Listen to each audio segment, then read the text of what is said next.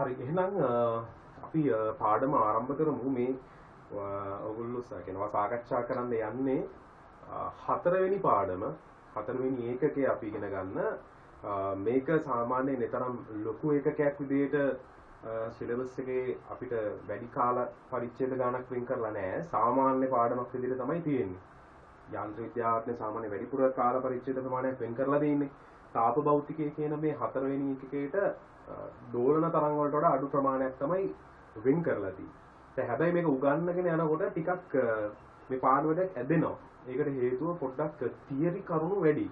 ඒක නිසා පොඩ්ඩක් අර පැහැදිලි කිරීම එහෙම අහන් ඉන්න වෙන ප්‍රමාණය වැඩි ගණන් හදනවට වඩා ගොඩක් ලියන්න දෙන ප්‍රමාණය වැඩි වෙනවා. ඒක නිසා ඒකත් පොඩ්ඩක් මුලින් මතක් කරගෙන යමු. මේ පාඩුවේ පොඩ්ඩක් ලියන්න ප්‍රමාණය වැඩි. ඒක නිසා මම උඩරින් උත්සාහ කරන්නම්. ඔයාලට වැඩි කාලයකුත් නැති නිසා මම යම් තාක් දුරට ලියන්න දෙන ප්‍රමාණය අඩු කරලා අවශ්‍ය ප්‍රමාණය විතර ලබා දෙන්න මම උත්සාහ කරන්න අනිත් දේවල් සාකච්ඡා කරන ගමන් යන්න. හරි එහෙනම් මාතෘකාව අපි දාගමු දනුක දාගන්න හතරවෙනි එකකේනේ දාගන්නකො තාප භෞතිකය. අපි කතා කරන්න යන්නේ තාප භෞතිකය පිළිබඳව. මාතෘකාව දාගමු.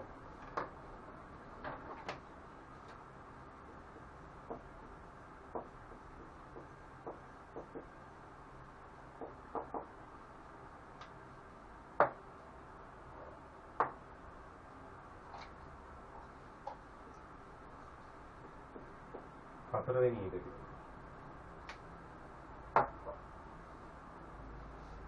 හොඳයි.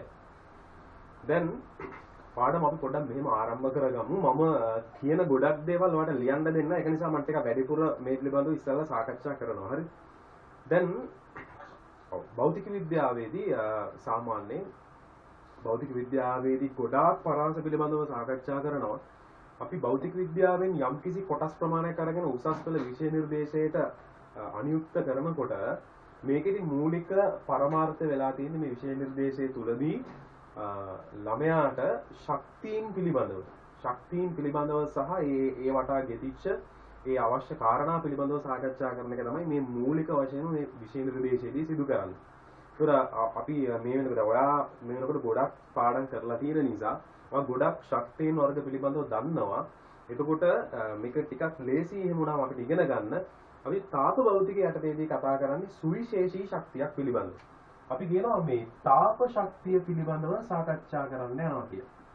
අපි මෙයා ගැන තමයි මේ පාඩමේදී ඇත්තටම මූලික වශයෙන් සාකච්ඡා කරන්න යන්නේ. තාප ශක්තිය මනින්නේ කොහොමද? හරිද? එතකොට තාප ශක්තිය වුවමාරු වෙන්නේ කොහොමද? එක තැනක ඉඳලා තවත් තැනකට යන්නේ කොහොමද? සංක්‍රමණය වෙන්නේ උන් ඔය වගේ විශේෂිත වූ කාරණා. හරිද? මනින උපකරණ පිළිබඳ ඔය වගේ විවිධාකාර වූ කාරණා මේ තාප ශක්තිය ඔස්සේ මේ පාඩමේදී සාකච්ඡා කරනවා. එතකොට දැන් අපි සාමාන්‍යයෙන් අහලා තියෙනවා ඕනම ශක්තියක් සමහර ශක්තියන් අපිට දකින්නත් නැහැ. එතකොට ඕනම ශක්තියක් පෙන්눔 කරන යම්කිසි භෞතික රාශියක් තියෙනවා. ඕනම ශක්තියක් ඒක පෙන්වන්නේ මේ යම්කිසි භෞතික රාශියකින්. ගොඩක් වෙලාවට මේ ලෝකයේ පවතින ගොඩක් ශක්තියින් ගොඩක් වෙලාවට පෙන්වන්නේ මෙන්න මේ භෞතික රාශිය. මොකක්ද? බලය කියන භෞතික රාශිය. ඒ උදාහරණයක් විදිහට යාන්ත්‍රික ශක්තිය ගත්තොත් අපිට ඒක දකින්න වෙන්නේ බලය කියන භෞතික රාශිය පදනම් කරගෙන. බලයක් ඇති වෙන්න නම් අනිවාර්යෙන් එතන යාන්ත්‍රික ශක්තියක් තියෙනවා කියන අදහස අපේ ඔළුවට යනවා. බලයක් ඇති වුණාද එතනින් යම්කිසි යාන්ත්‍රික ශක්තියක් එතනදී ගබඩා වෙලා තියෙන්න පුළුවන්. නැත්නම් චාලක ශක්තිය, විභව ශක්තිය අපිට දැක ගන්නට පුළුවන් විදිහට තියෙනවා. එතකොට ඕනම ශක්තියක් විදහා දැක්වෙන භෞතික රාශියක් තියෙනවා. ඕනම ශක්තියක්. එතකොට අපිට එක ශක්ති වර්ග එහෙම ආරගෙන බලන්න පුළුවන් සාකච්ඡා කරලා. ගොඩක් වෙලාවට මේ බලය කියන භෞතික රාශිය තමයි එළියට එන්නේ. හරිද? මේ තාප ශක්තියදී අපි දකිනවා මේ තවත් මේ හරි විශේෂිතයි මෙතනදී අපි දකින්නේ තාප ශක්තියදී අපි නිරූපණය කරන අපිට නිරූපණය වෙන භෞතික රාශිය බවට පත් වෙන්නේ උෂ්ණත්වය. මෙන්න මෙයා තමයි අපිට වැඩිපුරම උරු පුරුදු. තාප ශක්තිය කිව්වට අපි මේ සාමාන්‍යයෙන් වැඩි මාළකට ලොකු අවබෝධයක් නැහැ. අප තාප ශක්තියත් එක්ක වැඩිපුර වැඩ කරලා නැහැ. අපි උෂ්ණත්වය කියපු ගමන් අපිට ඒක ඇඟට දැනෙනවා. උෂ්ණත්වය කියන එක සාමාන්‍යයෙන් ඇඟට දැනෙන භෞතික රාශියක්. එතකොට ඒක නිසා අපි සමහර වෙලාවට වැරදි අවබෝධ වලට ගිහිල්ලා තියෙනවා මේ උෂ්ණත්වයත් එක්ක තාප ශක්තිය පටලවගෙන. මොකද මම මේ උදාහරණයකට කියන්නේ අපි සමහර වෙලාවට වස්තුන් අල්ලලා බලපුවාම වැඩි උෂ්ණත්වයක් තියෙනකොට අපි ඔළුවට දාගෙන තියෙනවා එයාගේ මේ වැඩිපුර තාප ශක්තියක් තියෙනවා කියලා. හරිද? අපි සමහර වස්තුවල උෂ්ණත්වය අඩුයි. අපේ ශරීර උෂ්ණත්වයට වඩා එයාලගේ උෂ්ණත්වය වැඩි කියලා හිතමු. ඒතර අපිට පොඩි රස්නයක් දැනෙනවා. උෂ්ණත්වය අපිට වැඩි කියලා තේරෙනවා. එතකොට අපි තවත් වස්තුවක් ගත්තොත් එයාගේ උෂ්ණත්වය ඊට වඩා වැඩි. ගොඩක් වැඩි. අපිට අල්ලපුවාම අල්ලන්නත් බැරි තරම් උෂ්ණත්වය වැඩි. හැබැයි අපිට ඒකෙන් කියවෙන්නේ නෑ උෂ්ණත්වය වැඩි එක්කෙනාගේ තාප ශක්තිය වැඩි උෂ්ණත්වය අඩු එක්කෙනාට වඩා කියලා. එතකොට මේ උෂ්ණත්වයයි තාප ශක්තියයි අතර තියෙන කෙලින්ම ඩිරෙක්ට් සම්බන්ධයක්. කියන්නේ එකපාර ඒ දෙන්න අතර තියෙන සම්බන්ධයක් නෙමෙයි. කියන්නේ උෂ්ණත්වය වැඩි වූ පමණින් තාප ශක්තිය වැඩි වුණා කියලා තහවුරු ලෙසම කියන්න බෑ. කියන්නේ ඒකට වෙනත් තව භෞතික රාශි මොන හරි සම්බන්ධ ඇති. ඒක නිසා තමයි අපිට හරියටම අර විදිහට කියන්න බැරි වෙලා තියෙන්නේ. හරි ඒක නිසා අපි හරියට ඔළුවට දාගමු උෂ්ණත්වය මගින් විතරක් අපිට ඒ තාප ශක්තිය පිළිබඳව හරි අයිඩියා එකකට යන්න බෑ. හැබැයි තාප ශක්තිය අපිට නිරූපණය කරන මූලික භෞතික රාශිය විදහා දක්වන භෞතික රාශිය බවට පත් වෙන්නේ උෂ්ණත්වය. හරිද? එතකොට දැන් මේ උෂ්ණත්වය මනින එක තමයි දැන් මූලික කාරණා. අපි යම් කිසි වස්තුවක උෂ්ණත්වය මනින්න ඉගෙන ගන්නවා. ඉස්සෙල්ලාම අපි මේ තාප ශක්තිය මනින්න කලින් උෂ්ණත්වය කියන භෞතික රාශිය මනින්න ඉගෙන ගන්න වෙනවා. එතකොට උෂ්ණත්වය මනින්න අදාළ කරන උෂ්ණත්ව මාන පිළිබඳව තමයි අපි මේ මූලික පාඩම මූලික කොටසෙදි සාකච්ඡා කරන්න උත්සාහ කරන්නේ. හරි දැන් අපි ඉක්මනින් එතනට පනින්න කලින් මම තව පොඩි දේවල් ටිකක් ඔයාලට මූලික සටහනට ඇතුල් කරගන්න මෙන්න මේ ටිකක් කියන්න. සාමාන්‍යයෙන් අපි දන්නවා දැන් ජලය ගත්තොත් එක තැනක ඉඳලා තව තැනකට ගලාගෙන යන්නේ ප්‍රවාහය වෙනවා කියලා කියනවනේ අපි ද්‍රවස්ථිතිය සාකච්ඡා කරේ. වැඩි පීඩනයක ඉඳලා අඩු පීඩනය. පීඩනය වැඩි තැන ඉඳලා අඩු පීඩනය මොකද වෙන්නේ මේ තරලය ප්‍රවාහය වෙනවා. ඒක තල්ලු කරගෙන යනවා. වැඩි තැනක ඉඳලා අඩු තැනකට. අන්න ඒ වගේ අපි ගත්තොත් තව උදාහරණ විදිහට ගන්න පුළුවන්. වැඩි විභවයක ඉඳලා අඩු විභවයකට තමයි ඔන්න ධාරාව ගලාගෙන යන්නේ. නේ? අපිට ඒ පිළිබඳව පොඩි අයිඩියා එකක් තියෙනවා. විද්‍යුත් ක්ෂේත්‍රයක් පවතින. වැඩි විභවයක ඉඳලා අඩු විභවයකට. අන්න ඒ වගේ පොඩි අයිඩියා එකක් තියෙනවා. ධාරාව ගලාගෙන යන්නේ. ඒතර හැම වෙලාවෙම මෙතනදී සාකච්ඡා කරන්නේ වැඩි තැනක ඉඳලා අඩු තැනකට. අන්න ඒ වගේ තමයි තාප ශක්තිය කියන එක ගලාගෙන යන දෙයක්. මොකද ශක්තිය කියන එක තව තැනක ඉඳලා තව තැනකට යන්න පුළුවන් නේ, ගලාගෙන යන්න පුළුවන්. හරිද? එහෙමනම් මේ ශක්තිය තව තැනක ඉඳලා තව තැනකට ගලාගෙන යනකොට අපි කියනවා උෂ්ණත්වය වැඩි තැනක ඉඳලා අඩු තැනකට තමයි මේ විදිහට ශක්තිය ගලාගෙන යන්නේ. කොයිම වෙලාවකවත් උෂ්ණත්වය අඩු තැනක සිට වැඩි තැනකට කිසිම වෙලාවක තාප ශක්තිය ගලන්න බෑ. හරිද? දැන් මේක හරි බරපතල කතන්දරයක් මේ අපි මේ කිව්ව පොඩියට කිව්වට. ඒ මොකද දැන් අපි උදාහරණයක් විදිහට ගමු. යම්කිසි වස්තුවක් තියෙනවා, මේ වස්තු දෙකක් තියෙනවා. හරිද? මේක හොඳ උදාහරණයක්. මෙයාගේ තියෙනවා උෂ්ණත්වය මෙයාගේ අපි හිතමු උෂ්ණත්වය සෙල්සියස් එක 80යි.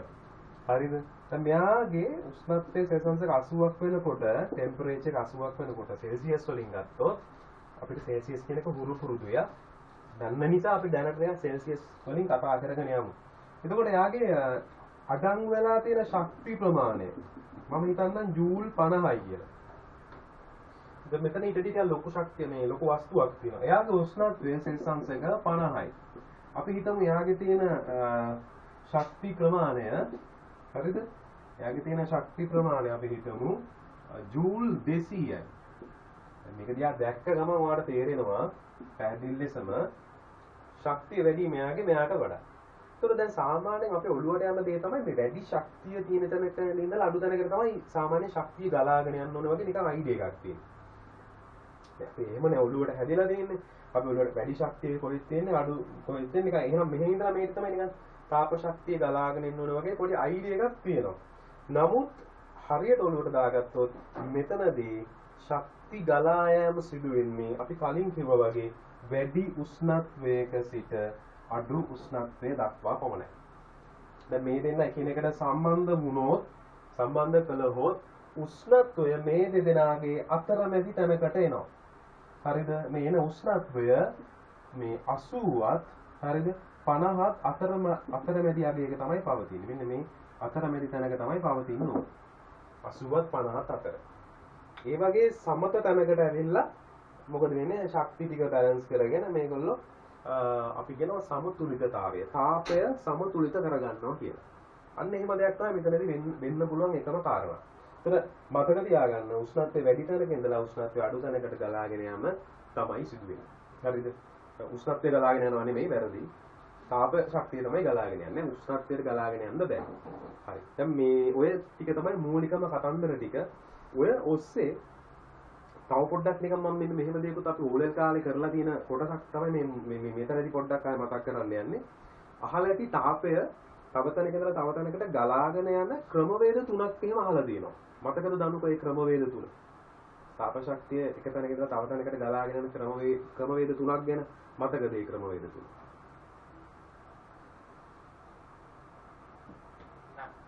මතක නැහැ? රයිට්. අපි ඕලෙල් කාලේදී මම හිතන්නේ පොඩ්ඩක් මේ ගැන සාකච්ඡා කරනවා. අහලා ඇති. දැන් මේ බලන්න පොඩ්ඩක් මේක කියද්දි මතක් වෙයිද කියලා. සන්නයනය කියලා එකක් අහලා තියෙනවද? තාප සන්නයනය. අන්නයි. හරි. ඒක තමයි තාපය සංක්‍රමණය වෙන්න පුළුවන්. එක තැනක ඉඳලා තව තැනකට යන්න පුළුවන් ක්‍රමවේද තුන. හරිද? සන්නයනය, සංවහනය සහ විකිරණය කියන ක්‍රමවේද තුන. ඒතර දැන් මේ පාඩමේ එකක් කතා කරනවා. නැත්නම් තාපයේ සංක්‍රමණය ගැන කතා කරපු නිසා මම ඒකත් මතක් කරේ. මේ පිළිබඳවත් අපි සාකච්ඡා කරනවා. දැන් ওই මූලික ටික මම දැන් මේක දාන්න යනකොට මේ තව උතනදී ලස්සන නියමයක් මතක් වෙනවා. ඒ තමයි මේ තාපගති විද්‍යාව කියලා එකක් අපි ඉගෙන ගන්නවා. මොකද තාපය සංක්‍රමණය වෙනවානේ. තව තැනක ඉඳලා තව තැනකට යනවානේ. අපි ඒකට කියනවා මේ චලනය වෙනවා කියලා. ගතික වෙනවා. ඒක නිසා ඒකට වෙනම කතන්දරයක් තියෙනවා. වෙනමම පාඩමක් තියෙනවා. තාපගති විද්‍යාව කියලා. තාපගතික විද්‍යාව.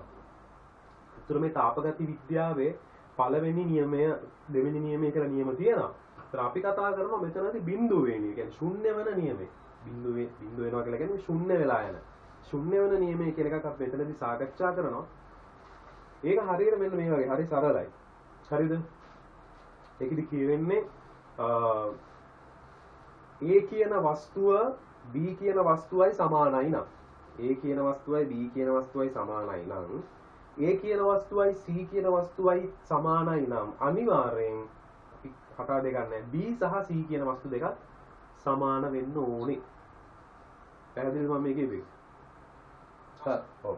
ඒ කියන්නේ A වස්තුව තියෙනවා A වස්තුවයි B වස්තුවයි මෙව C වස්තුවයි ඉන්නකොට AC සමානයි. AC අතර A සහ B අතර සමානකමක් තියෙනවා.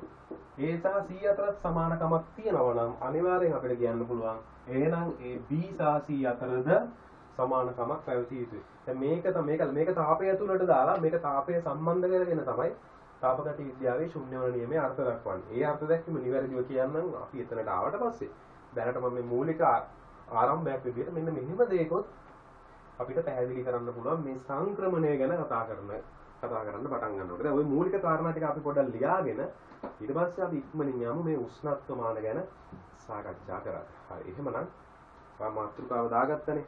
සටහනක් දාගමු අපි මෙන්න මෙහෙම ලියාගෙන ඉක්මනින් ලියාගෙන යන අපේ ටික සරල කාරණා ටිකක් නේද? හරි.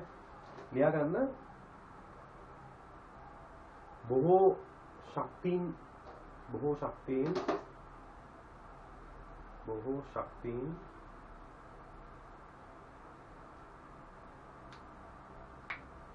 විදහා දැක්වෙන භෞතික රාශියක් ලෙස බලය දැක්විය හැකි අතර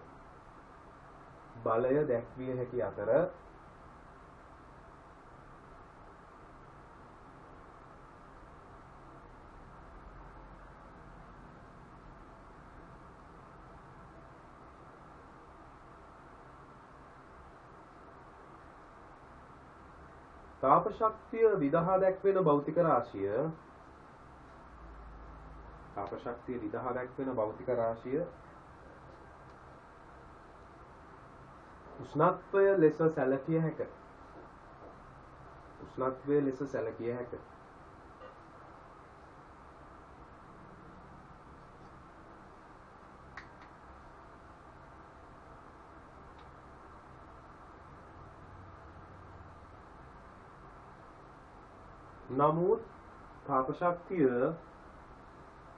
නමුත් තාප ශක්තිය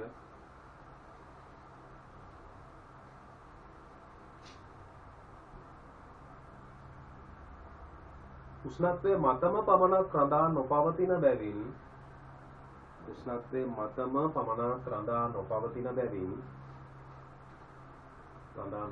බැවින්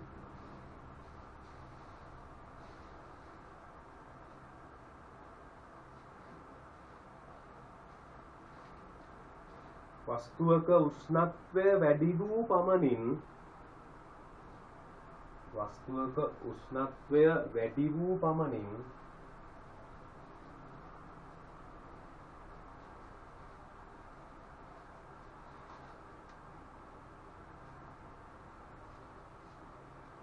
එහි තාප ශක්තිය පිළිබඳව ප්‍රමාණාත්මක අදහසක් ලබාගත නොහැක. එහි තාප ශක්තිය පිළිබඳව ප්‍රමාණාත්මක අදහසක් ලබාගත නොහැක.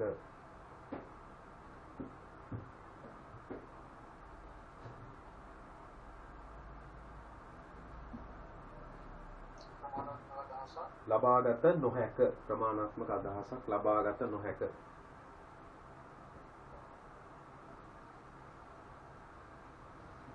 right. ඊට පස්සේ ලියා ගන්න වෙනම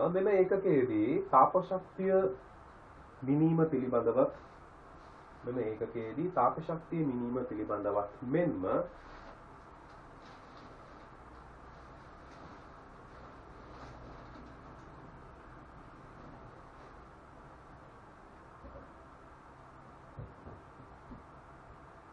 උෂ්ණත්වයේ මිනීම පිළිබඳවද සාකච්ඡා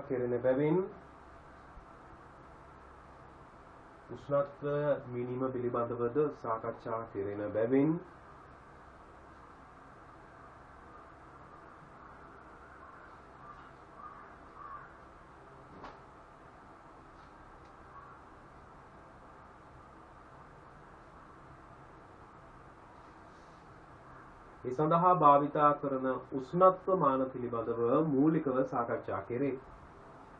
ඒ සඳහා භාවිතා කරන උෂ්ණත්ව මාන පිළිබඳව මූලිකව සාකච්ඡා කෙරේ.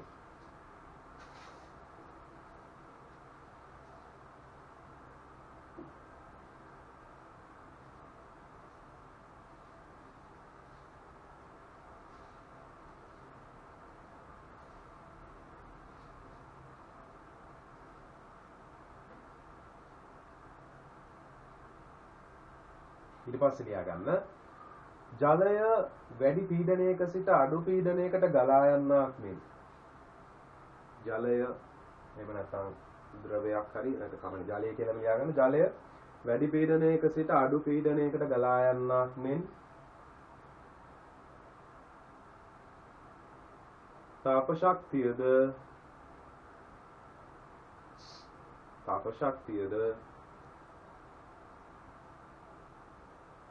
වැඩි උෂ්ණත්වයක සිට අඩු උෂ්ණත්වයකට ගලා යයි.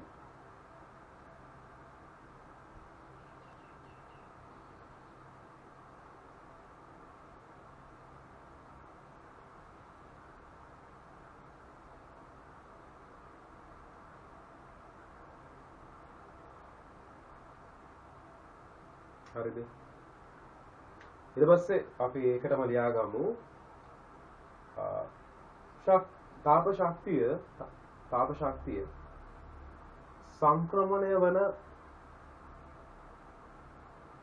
තාප ශක්තිය සංක්‍රමණය වන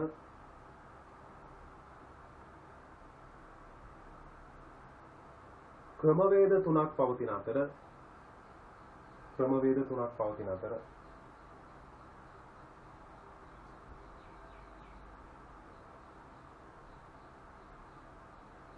ඒවා පිළිවෙලින් තාප සංනයනය තාප සංවහනය සහ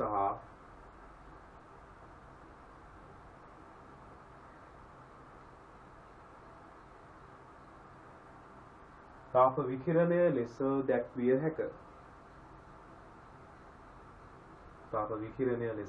හැක.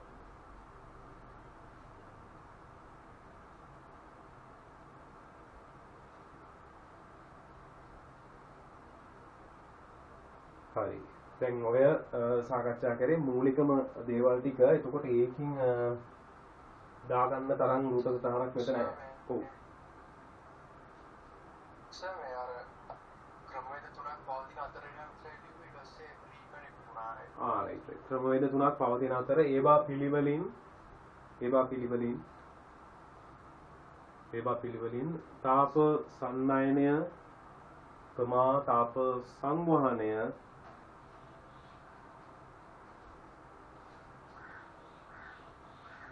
සහ තාප විකිරණය ලෙස දැක්විය හැක.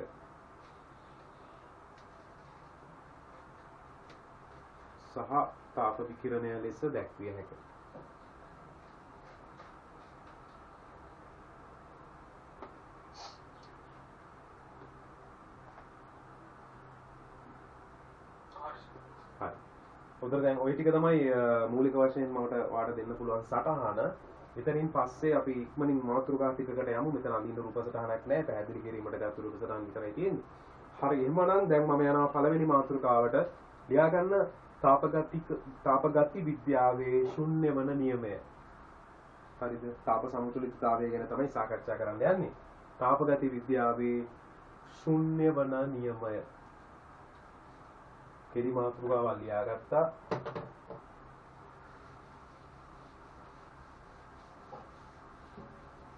හොඳයි අපි ශුන්‍ය වන නියමය ලියාගමු.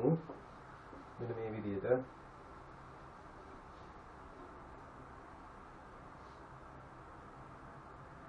හරිද? ලියාගන්න. සලකනු ලබන A, B සහ C වස්තුන් වල A,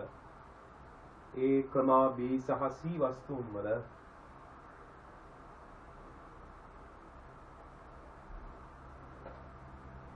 A සහ B තාප සමතුලිතතාවයේද A සහ B තාප සමතුලිතතාවයේද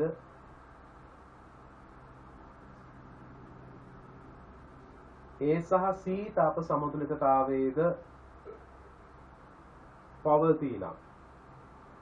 A සහ B තාප සමතුලිතතාවයේද A සහ C තාප සමතුලිතතාවයේද පවතිනා.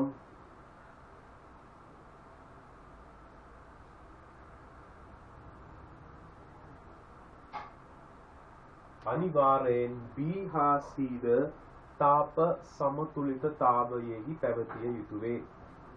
අනිවාර්යෙන් B හා C ද තාප සමතුලිතතාවයේ පැවතිය යුතු වේ.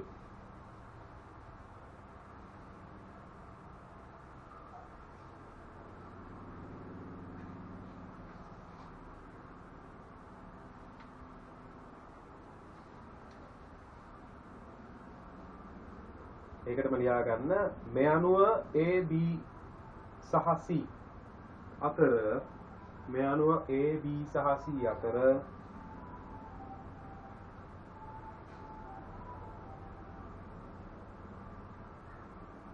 තාප සංක්‍රමණයක් සිදු නොවන අතර වස්තුන් තුනේම උෂ්ණත්ව සමාන වේ. වස්තුන් තුනේම උෂ්ණත්ව සමාන වේ.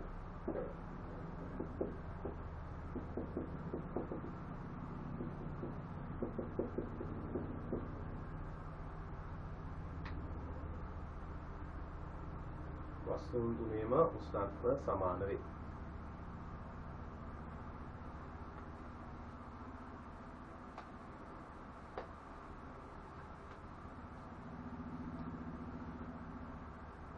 හරි. එතකොට දැන් මේ රූප සටහන පොඩ්ඩක් ඇඳගෙන මෙතන තියෙන රූප සටහන ඇඳගෙන ඒ අදාළ වස්තුන් තුනේ උෂ්ණත්ව සමානයි කියන පොඩි සටහනක් දාගමු. A වල T A කියලා ගත්තා, B වල T B කියලා ගත්තා, C වල T C කියලා ගත්තා. ඔය තුනම එකිනෙකට සමානයි කියලා දාගන්න.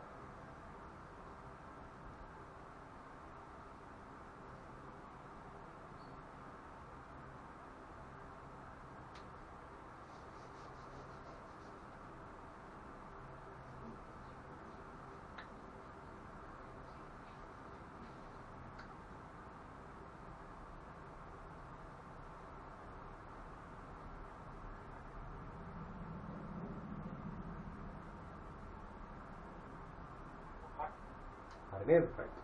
හොඳයි. දැන් එහෙනම් ඔය තමයි තාපගත විද්‍යාවේ ශුන්‍ය වෙන නෙමෙයි. ඔක පොඩ්ඩක් ඔළුවේ තියාගෙන යමු අපි ඉස්සරහට අවශ්‍ය තැන්වලදී මේක මූලික කාරණාවක් විදිහට ඔළුවේ තියාගමු. දැන් අපි යනවා එහෙමනම් උෂ්ණත්වය ඉස්සලා දැන් අපි තාපය මනින්න කලින් තාප ශක්තිය මනින්න කලින් අපි උෂ්ණත්වය මනින්න ඉගෙන ගන්න ඕනේ. හරිද? මොකද උෂ්ණත්වය මනින්න ඉගෙන ගත්තොත් තමයි අපිට තාපය මනින්න ලේසියෙම පුළුවන් වෙන්නේ. එහෙම නැත්නම් අපිට බැරුව යනවා. හරි දැන් උෂ්ණත්වය මනිනවා කියන එක පැහැදිලි ලෙසම තාපය මනිනවා වගේ අපිට ගණන් හදලා කරන්න පුළුවන් වැඩ නෙවෙයි මේක ප්‍රැක්ටිකලි කරන්න ඕන දේවල්. උෂ්ණත්වය මනිනවා නම් අපි ප්‍රායෝගිකව මනින්න සිදු වෙනවා අපිට මේක. උපකරණ පාවිච්චි කරලා. ඒතර දැන් අපිට තාප ශක්තිය මනින්න ඩිරෙක්ට් උපකරණයක් නැහැ. මේ තාප ශක්තිය මෙච්චරයි කියලා අපිට මේ මනින්න ඩිරෙක්ට් උපකරණයක් නැහැ. ඒතර ඒක මනින්න වෙන අපිට අර විදියට උෂ්ණත්ව මාන මගින් උෂ්ණත්වය මැනගෙන තමයි අපිට තාප ශක්තිය මනින්න වෙන්නේ. එහෙමනම් දැන් අපි ඊළඟට කතා කරන්න යනවා උෂ්ණත්ව මාන ගැන. හරිද? ඒතර උෂ්ණත්ව මාන ගැන ඔයාලට පුළුවන් වුණා කෙටි මාතෘකාවක් දාගන්න උෂ්ණත්ව මාන කියලා. හරිද? උෂ්ණත්ව මාන කියලා කෙටි මාතෘකාවක් දාලා ඒකේ අනු මාතෘකාවක් විදිහට දාගන්න උෂ්ණ දැන් කෙලිම දාගන්න උෂ්ණත්ව මාන කියලා. ඊට පස්සේ පොඩි වාක්‍යයක් ලියලා ඊට පස්සේ කෙටි මාතෘකාවකට යන්න. උෂ්ණත්ව මාන කියලා ලියා ගන්න. ඒක කෙටි මාතෘකාවක් නෙමෙයි කෙටි සටහනක් දාගන්න මෙන්න මෙහෙම ලියා ගන්න උෂ්ණත්වය මැනීම සඳහා උෂ්ණත්වය මැනීම සඳහා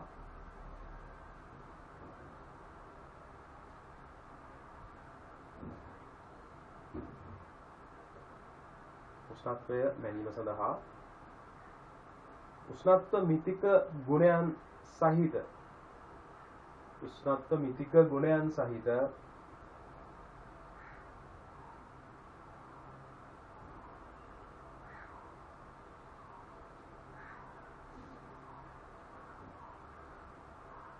විවිධ ද්‍රව්‍යයන් යොදා ගනිමින් නිර්මාණය කරගන්නා වූ විවිධ ද්‍රව්‍යයන් යොදා ගනිමින් නිර්මාණය කරන්නා වූ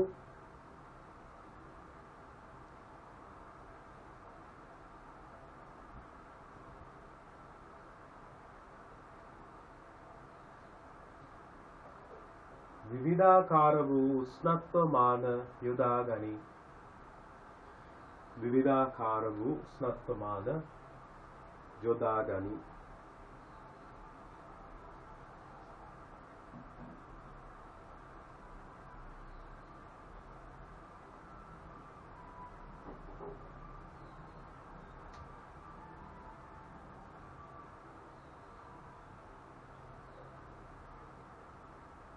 හරිද? right. එතකොට දැන් ඒ යටතේ ඊට පස්සේ කෙටි මාතෘකාවක් ඒ කියන්නේ ඒක අනු මාතෘකාවක් විතර දාගන්න. අපි පොතේදී පොඩි සඳහනක් කරා උෂ්ණත්ව මිතික ගුණ කියලා එකක්. ඒක අපි ඒ පිළිබඳව එච්චර අයිඩියා එකක් නැහැ තාම. ඒක නිසා මාතෘකාවක් දාගන්න අනු මාතෘකාවක්. උෂ්ණත්ව මිතික ගුණ.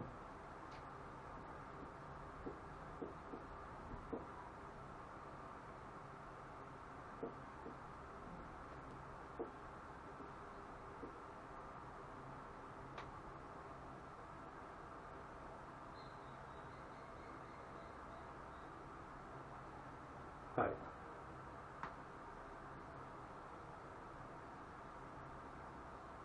හොඳයි. දැන් අපි කතා කරන්න යන්නේ මේ උෂ්ණත්ව මිතික ගුණ පිළිබඳව. හරිද?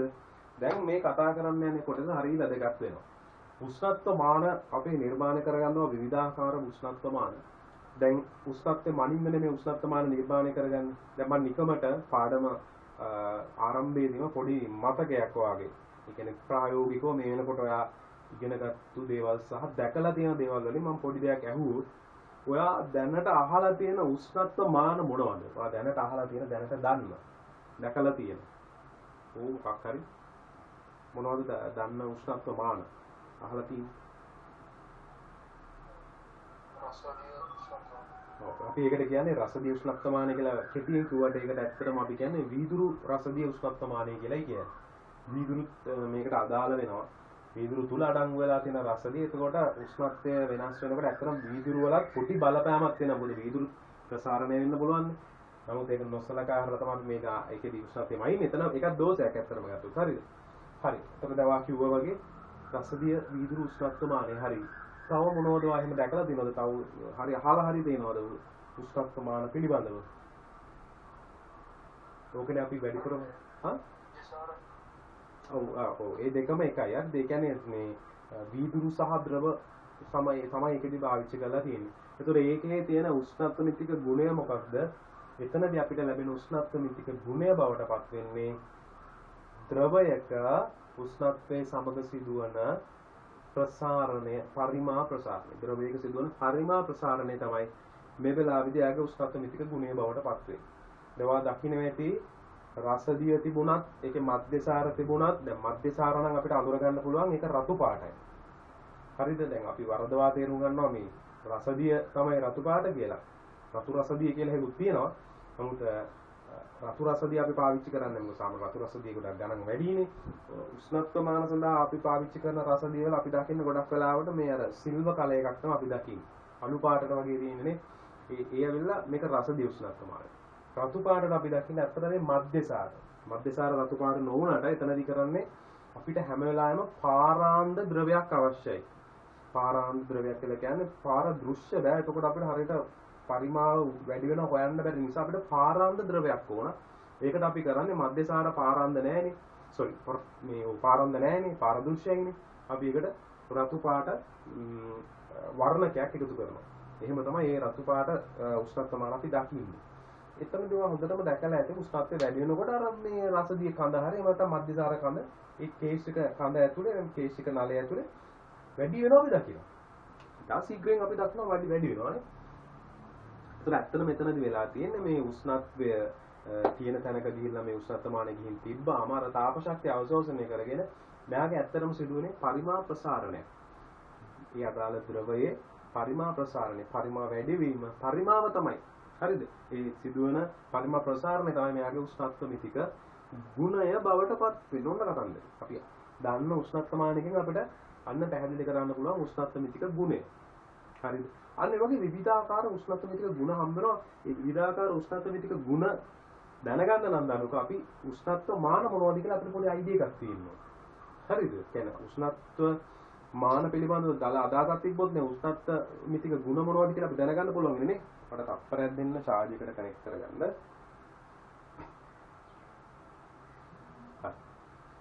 එතකොට දැන් උෂ්ණත්වමාන මම පොඩ්ඩක් කියන්න මේවා ඔයාලා සමහර විට අහලත් ඇති දැකලා නම් නැතුව ඇති. හරිද? දැන් මට channel එකේවත් මට උෂ්ණත්වමාන කීපයක් පෙන්වන්න තිබුණා නම් හොඳයි. මට ඇත්තටම වීඩියෝස් වගේ දාන්න බැරි වුණා මේ උෂ්ණත්වමාන වෙන අරගෙන ඒගොල්ලන් මේ අතර උෂ්ණත්වමාන කියලා. තව අහලා ඇති ඔයාලා සමහරක් විට මේ නියත පරිමා වායු උෂ්ණත්වමානය හරි ප්‍රසිද්ධයි ලැබ්ස් වල වැඩ කරනකොට. කියන්නේ ෆිසික්ස් ලැබ් එකේ තමයි ඔක වැඩිපුරම පාවිච්චි කරන්නේ.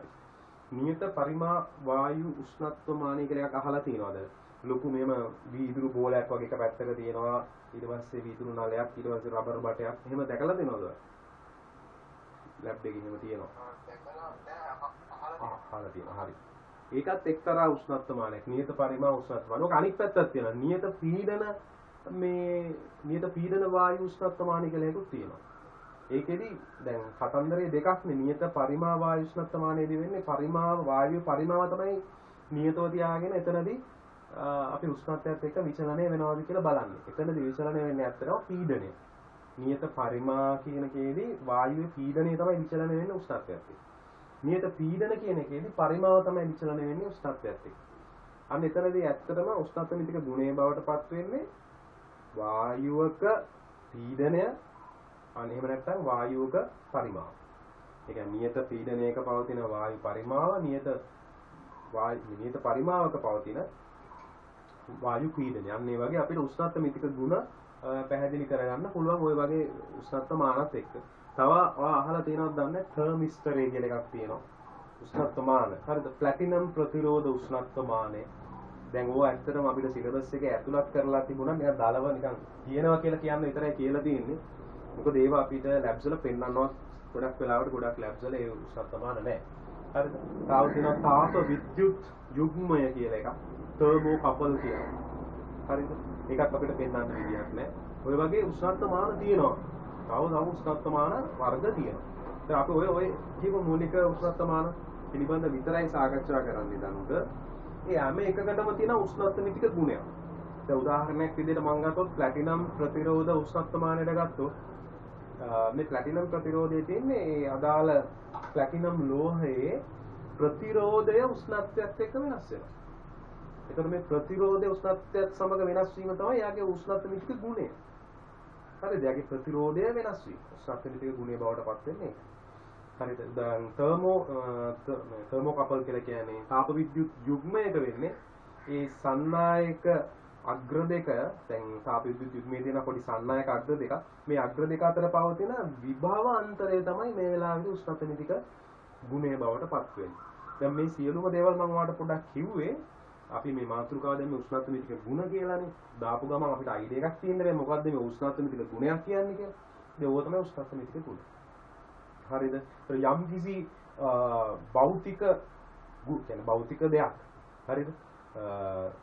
යම් කිසි භෞතික රාශියක් උෂ්ණත්වය සමග විචලනය වෙනවා නම් හරිද? උෂ්ණත්වය සමග නිසි පරිදි අපි ඒවට තියෙනවා දැන් හැම භෞතික රාශියක්ම උෂ්ණත්වයත් එක්ක විචලනය වෙන්නේ නෑ වෙන්නත් පුළුවන්. සමහර ඒවා මේ විචලනය වෙන අපිට දැක ගන්නත් බෑ, පෙන්눔 කරන්නෙත් නැහැ. හරිද? පෙන්눔 කරන ඒවාත් සමහර වෙලාවට සුදුසු නෑ උෂ්ණත්වමාන හදන්න. හරිද? ඒ සුදුසු වෙන්න අපිට තියෙන පොඩි පොඩි ලිමිට්ස් ටිකක්, සීමාවල් ටිකක් තියෙනවා. රූල්ස් ටිකක් තියෙනවා. මේ රූල්ස් ටික පිළිපදිනවා නම් විතරයි මම යා උෂ්ණත්වනිතික ගුණයක් විදිහට පිළිගන්න වෙන්නේ. ඒතකොට අර නිසි පරිදි වැඩ කරන උෂ්ණත්වයත් එක්ක නිසි පරිදි වැඩ කරන උෂ්ණත්වනිතික මේ ගුණ තමයි අපි මෙතනදී කියන්නේ භෞතික රාශිය තමයි අපි මෙතනදී උෂ්ණත්වනිතික ගුණ විදිහට සලකනු ලබන්නේ. ඒකයි මම ඔයාලට කිව්වා අර වගේ අපි සලකනු ලබන ඒ එක්තරා වූ අවස්ථාවන් ටිකක් විතරයි උෂ්ණත්වනිතික ගුණ විදිහට පාවිච්චි කරන්නේ. හරිද? ඒක නිසා අපි ඒකත් පොඩි සටහනක් මූලික වශයෙන් දාගෙන ඊට පස්සේ අපි යමු මේ උෂ්ණත්වමිතික ගුණ කියන්නේ මොනවද?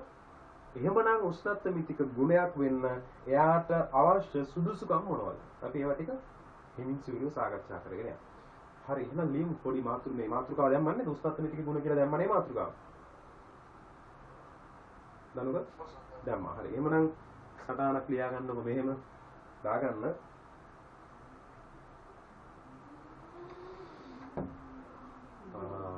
ලියා ගන්න මෙන්න මේ විදිහට.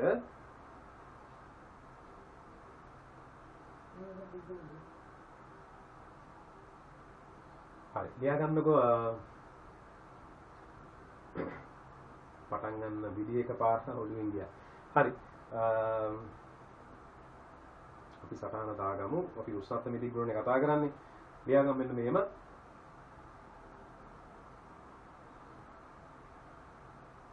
උෂ්ණත්වය සමග වෙනස් වන උෂ්ණත්වය සමග වෙනස් වන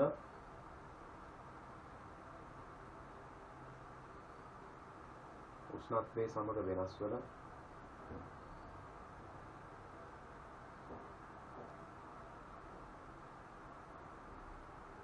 භෞතික රාශී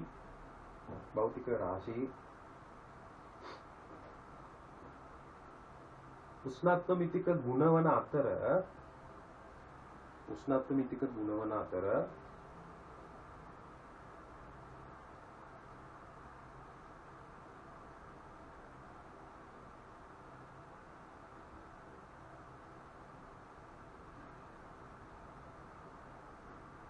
උෂ්ණත්වමිතික ගුණයක් වීම සඳහා එම භෞතික රාශීන් වලට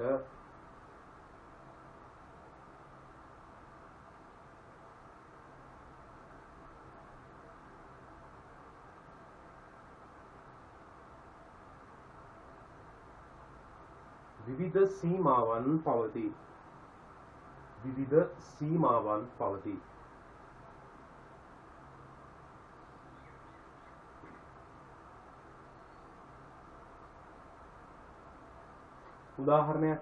උදාහරණයක් ලෙස රසදිය වීදුරු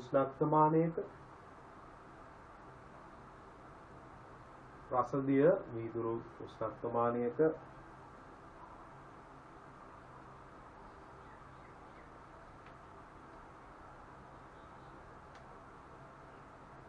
රසදිය ද්‍රවයේ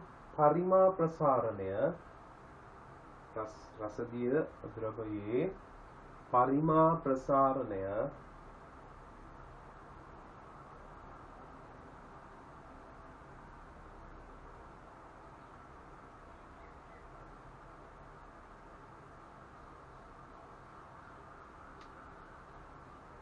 උෂ්ණත්වමිතික ගුණය වේ. උෂ්ණත්මිතික ගුණය වේ.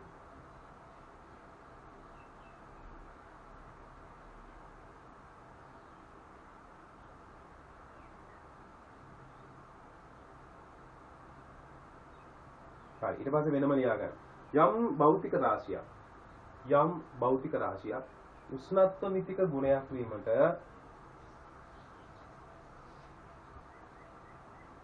යම් භෞතික රාශියක් උෂ්ණත්මිතික ගුණයක් වීමට පහත දැක්වෙන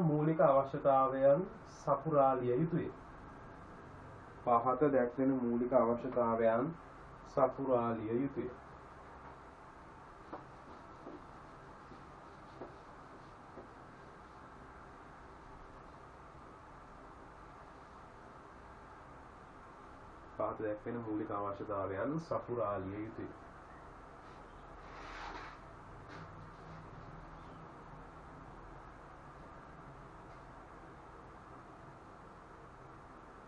හොඳයි.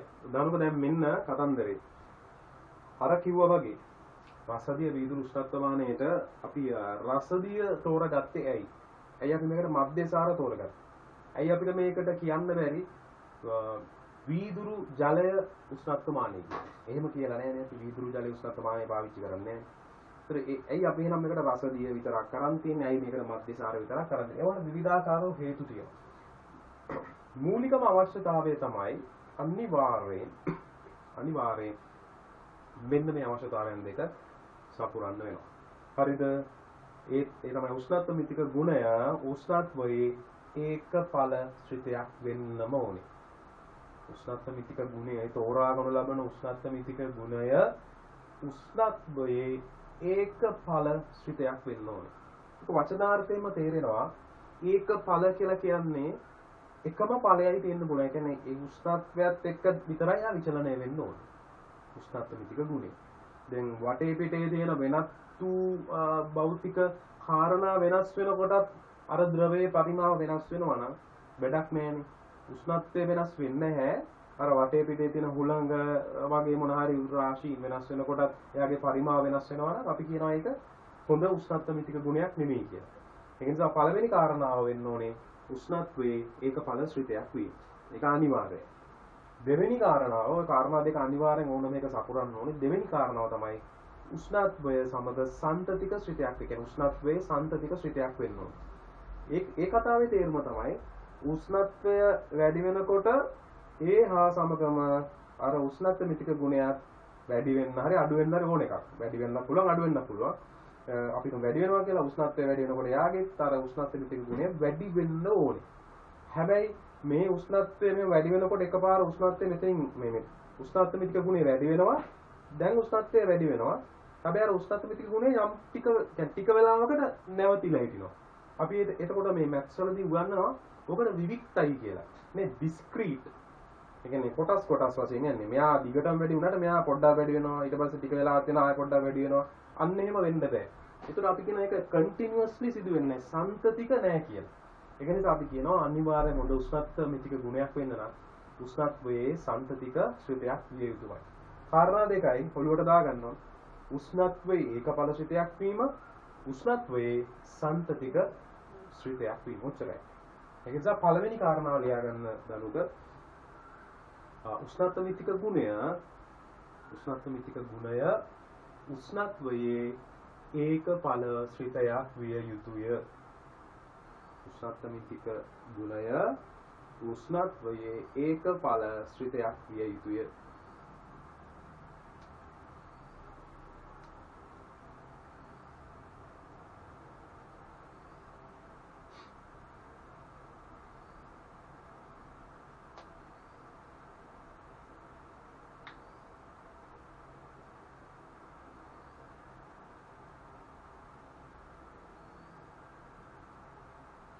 දෙවෙනි එක ලියා ගන්න උෂ්ණත්මිතික ගුණය උෂ්ණත්වයේ සන්තතික ශ්‍රිතයක් විය යුතුය. උෂ්ණත්මිතික ගුණය උෂ්ණත්වයේ සන්තතික ශ්‍රිතයක් විය යුතුය.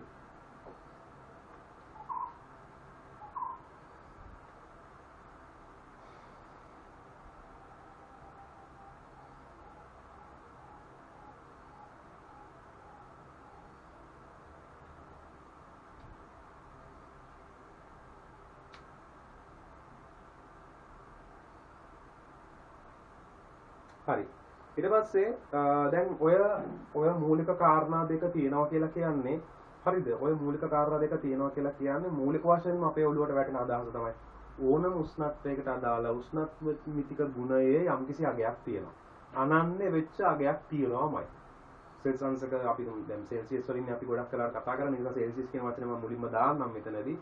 එතකොට අපි කතා කරොත් සෙල්සියස් අංශක 10 දී අන්න පරිමාවක් තියෙනවා නම් ඒ අදාළ උෂ්ණත්වයේ ඒ පරිමාව අනන්‍ය වෙනවා.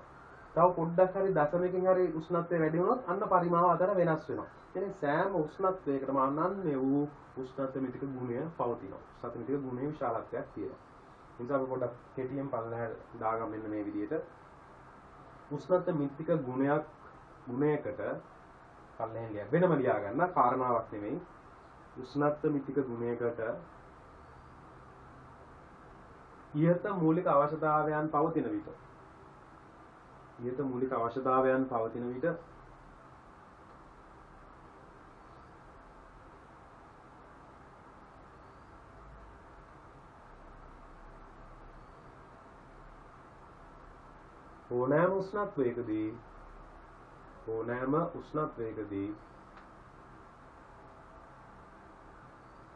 ඕනෑම උෂ්ණත්වයකදී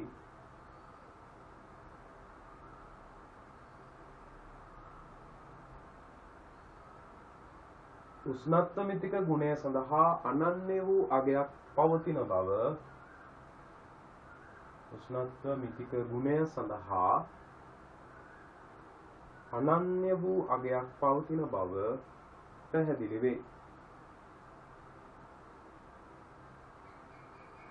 අනන්‍ය වූ අගයක් පවතින බව පැහැදිලි වේ.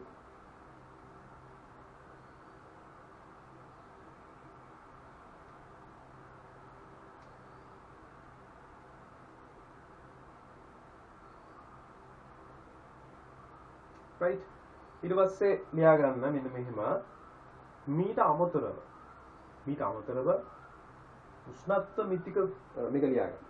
මීට අමතරව උෂ්ණත්ව මිතික ගුණයක් සඳහා පහත දැක්වෙන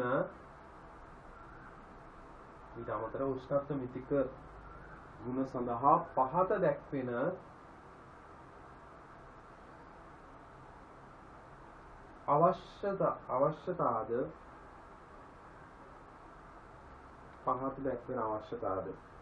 සපුරා ලිය යුතුය.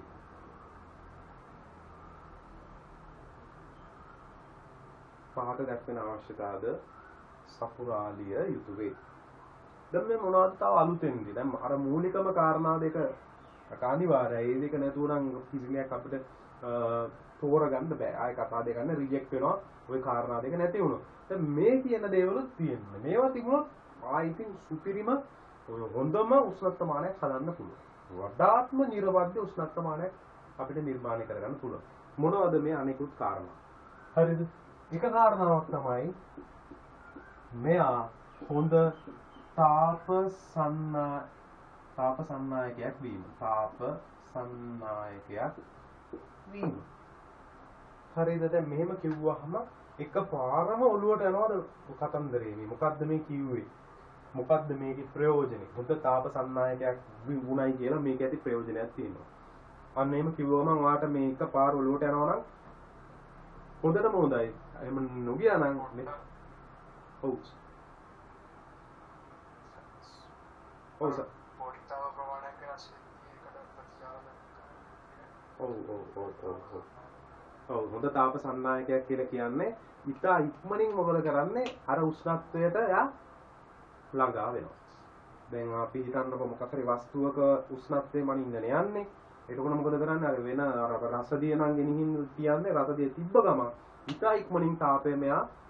ඉතා ඉක්මනින් තාපයේ සංක්‍රමණය වෙනවා. තාපයේ සන්නායනය වෙනවා. ඒ කියන්නේ අපි හොඳ තාප සන්නායකයක් වෙනවා කියන එක තමයි ඒකේ තේරුම.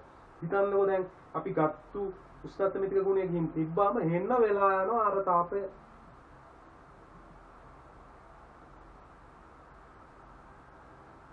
හරි හෙන වෙලා යනවා තාපය සන්නායනය වෙන්න. අන්න එහෙමනම් කියනවා අපි හොඳ තාප සන්නායකයක් නෙමෙයි තාප සන්නායකතාවයක් නෑ යාට.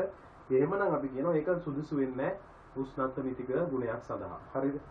ඒ නිසා අපි මේ පිළිබඳවත් ID එකක් තියාගන්න ඕනේ. හරි ඊට පස්සේ දැන් ඒ කියන්නේ පැහැදිලි වෙන හොඳ තාපසන්න මම මේක එකපාර ඔක්කොම ටික පැහැදිලි කරලා අපි ටිකින් ටික කාරණාව ලියාගෙන යනවා. හරි. දැන් මේක අනිවාර්ය වැදගත් වෙනවා හොඳ තාපසන්නයක වීම. දෙවෙනි එක අපි ලියාගත්තොත් අපි දෙවෙනි එක අපි සාකච්ඡා කරා. අපි කියනවා මේ අපි කියනවා ඒක දැන් අපි කලින් කතා කරන්නේ ඒකඵල සිතයක් වීම.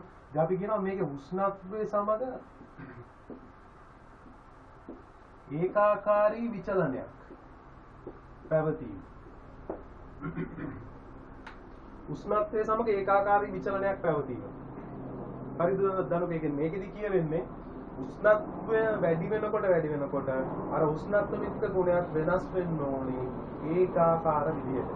ඒ කියන්නේ ඒකේ තේරුම සරල රේඛීය වෙන්න ඕනේ විචලනය වීම. ප්‍රස්ථාරයක් ඇඳලා බැලුවොත් වක්‍ර එන්න බෑ. වක්‍ර ආවොත් පොඩ්ඩක් දෝෂයිදයි. අපි කියනවා ඒක හොඳ නිර්වද්ද වෙන්න නම් ඒකාකාරී විචලනයක් පවතින්න ඕනේ.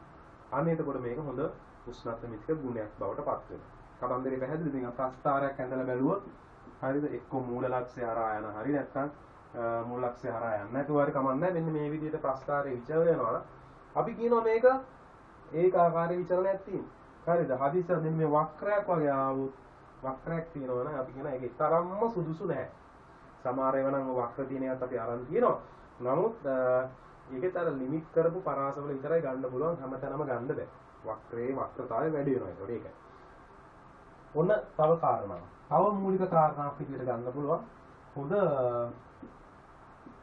පරාසයක් තියෙන්න ඕනේ හරිද හොඳ පරාසයක් තියෙන්න ඕනේ මේ අවස්ථා විපර්යාසයකින් තොරව මොකක්ද අවස්ථා විපර්යාසයකින් හොඳ උෂ්ණත්ව පරාසයක් තියෙන්න ඕනේ අවස්ථා විපර්යාසයකින් තොරව අන්න ඒකත් වැදගත් ඇයි ඒකේ වැදගත්කම කියන්නේ දැන් හිතන්න අපි පාවිච්චි කරන්නේ රසදිය විදුලි උෂ්ණත්වමානයේ රසදිය පරිමාව වැඩි වීමනේ උෂ්ණත්වය මම ඍණ ගණන් වලට ගෙනියනවා දැන් මේ රසදිය ඍණ ගණන් වලට යනකොට අර තාපය අවශෝෂණය කරගන්න ඍණ ගණන් වල එකක් නම් තියෙන්නේ මොකද මේ එකපාරම රසදිය ඍණ ගණන් වලට යනකොට රසදිය ගල් වෙනවා ඒ කියන්නේ මේක ගණයක් බවට පත් වෙනවා අන්න එතකොට අවස්ථා විපර්යාසයක් වෙලා තියෙනවා දැන් තවදුරටත් ගණයක් වුණාට පස්සේ පරිමාව ප්‍රසාරණයක් නැහැනේ එතකොට මේ උෂ්ණත්වමානයෙන් වැඩන්නේ අපි හිතමු මේක උෂ්ණත්වය තව වැඩි කරන් යනවා වස්තුවේ උෂ්ණත්වය වැඩි වෙනවා සෙල්සියස් දැන් ජලයේ තියෙනවා කියලා හිතන්න සෙල්සියස් 100යි 100 ඊට වඩා වැඩි වුණා උෂ්ණත්වය අර ජලය නම් ගිහිල්ලා අපි අතන්න දාන උෂ්ණත්ව මිතික ගුණයේ විදිහට මොකද වෙන්නේ ජලයේ ප්‍රසාරණය වැඩි වෙනවා වැඩි වෙච්ච ගමන් මොකද වෙන්නේ මේක පාස්ට් වෙලා යනවා අවස්ථා විපර්යාසයක් වුණා ඒතර අපි කියනවා එහෙනම් හොඳ උෂ්ණත්ව පරාසයක් තියෙනෝනේ පරාසය ඇතුලේ අවස්ථා විපර්යාස වෙන්න බෑ අන්න ඒක තමයි ඒකේ මූලික කාරණා අන්න ඒකත් අපිට වැදගත් වෙනවා මේ උෂ්ණත්ව මිතික ගුණයක්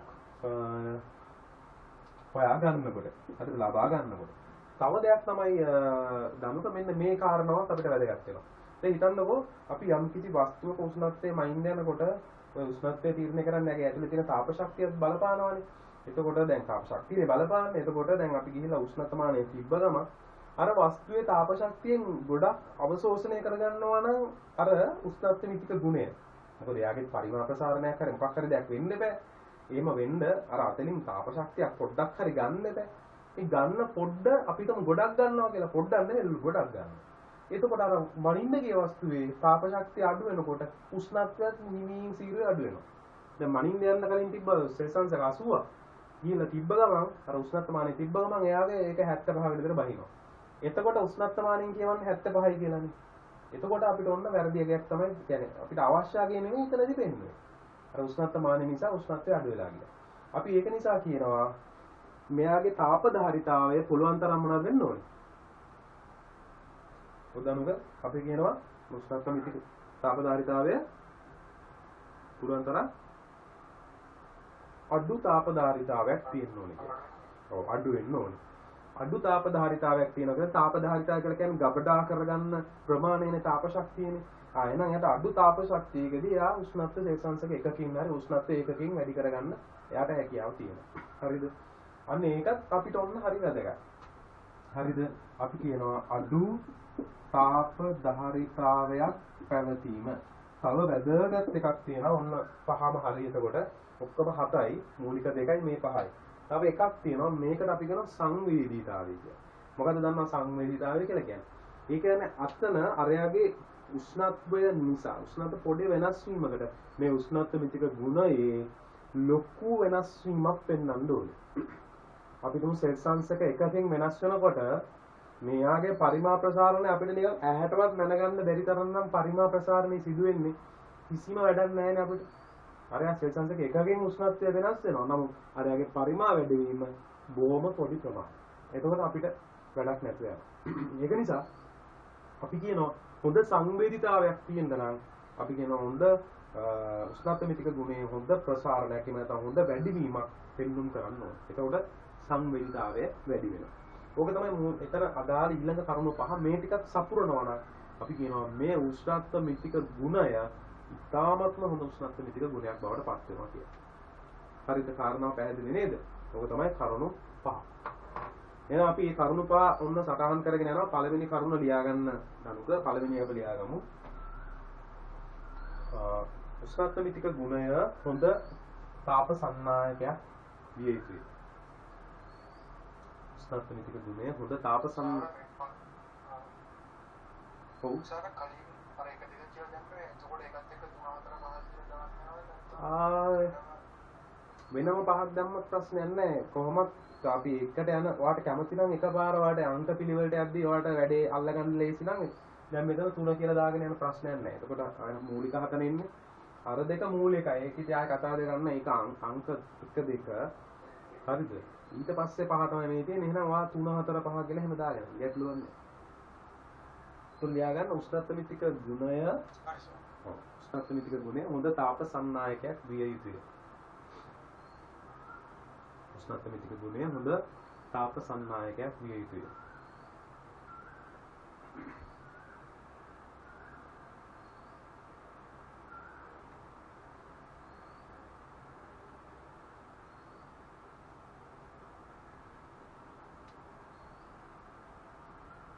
වරාණ ඇතුළේ දාගමු පොඩ්ඩක් ඒක. ලියාගන්න මෙහෙම. එවිට ඊට ඉක්මනින් මැනිය යුතු වස්තුවේ උෂ්ණත්වය කරා ළඟා වේ. එවිට ඊට ඉක්මනින් මැනිය යුතු වස්තුවේ උෂ්ණත්වය කරා ළඟා වේ.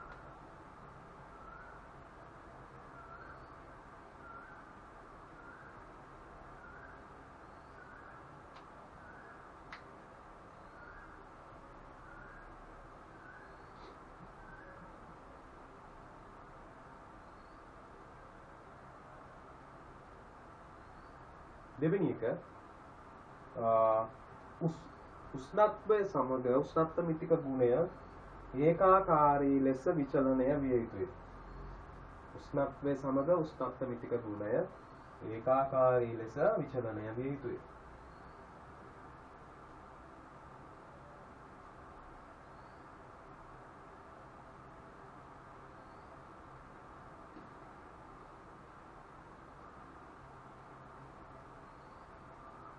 ඒකට වරහන් ඇතුලේ දාගන්න සරල රේඛීය ලෙස විචලනය වන ප්‍රස්ථාරයක් ලැබීම. සරල රේඛීය ලෙස විචලනය වන ප්‍රස්ථාරයක් ලැබීම.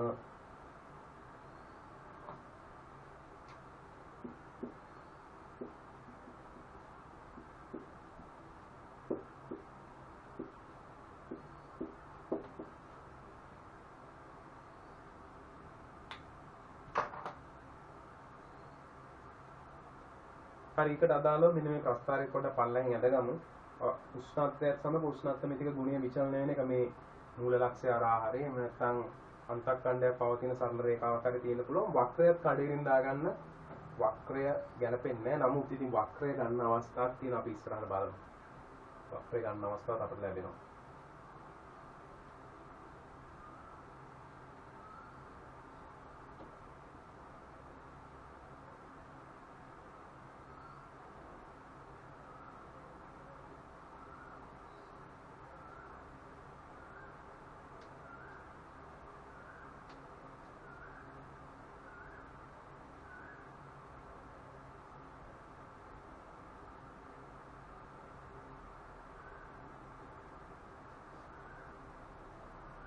හරි.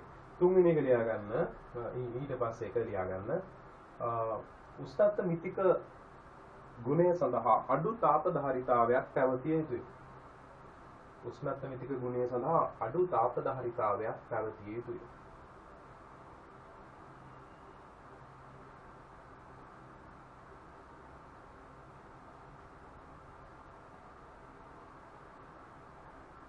ඒකට බරහන් ඇතුලේ දාගන්න. එවිට වස්තුවෙන් අඩු තාප ශක්ති ප්‍රමාණයක් එවිට වස්තුවෙන් අඩු සර් නෑ ඕඩර් එක වෙනස් කරා. ඒක ප්‍රශ්නයක් නෑ. ඔව්. මොකක්ද උෂ්ණත්ව ගුණය සඳහා අඩු තාපධාරිතාවයක් පැවතිය යුතුය. අඩු තාපධාරිතාවයක් පැවතිය යුතුය.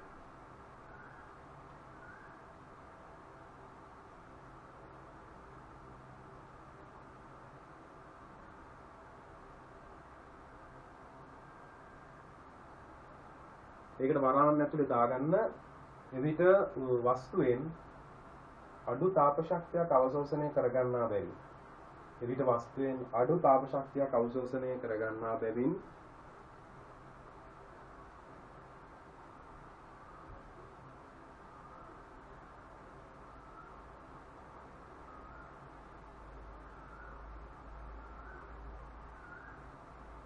අවශෝෂණය කරගන්නා බැවින් වස්තුවේ උෂ්ණත්වයේ වෙනස්වීමක් සිදු නොවේ. වස්තුවේ උෂ්ණත්වයේ වෙනස්වීමක් සිදු නොවේ.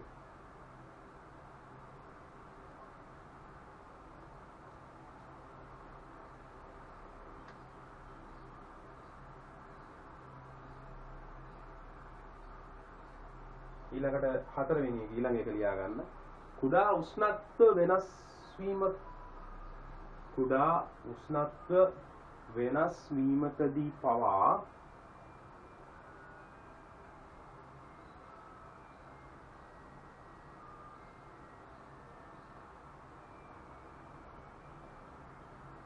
උෂ්ණත්ව මිතික ගුණයේ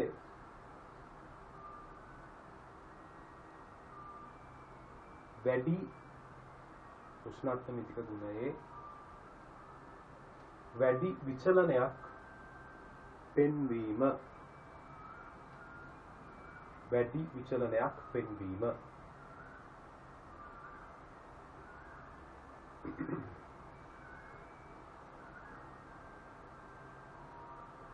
right.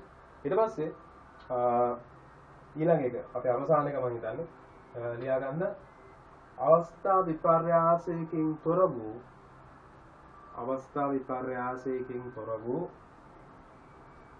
හොඳ උෂ්ණත්ව පරාසයක් පැවතීම.